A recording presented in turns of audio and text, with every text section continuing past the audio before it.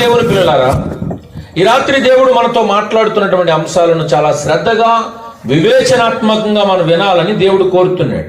ప్రియమైన వారులారా, దేవుడు నీతో మాట్లాడుతున్నప్పుడు దేవుని మాటను నువ్వు అర్థం చేసుకోగలిగితే దేవుని శక్తిని నువ్వు పొందుకుంటావు. ఈ రాత్రి దేవుడు ఏం చెప్తున్నాడంటే, నా కృప నీకు కావాలి. ఆమేన్. భక్తుడు బాధపడుతూ ఉన్నాడు, ఒక దిక్కున బాధపడుతూ ఉంటే దేవుడు అన్నాడు, నా కృప నీకు చాలును. అంటే దేవుని కృప మానవులకు ఉంటే మానవ జీవితం సంపూర్ణంగా వెలిగించబడుతుంది. ఆమేన్. దేవునికి మహిమ కలుగును గాక. ప్రియమైన వారులారా, నేను దేవుని కృప పొందుకున్న ఇద్దరు వ్యక్తులను మీకు పరిచయం చేయాలని అనుకుంటున్నాను. ఒక వ్యక్తి పాత నిబంధన కాలంలో, ఒక వ్యక్తి కొత్త నిబంధన కాలంలో.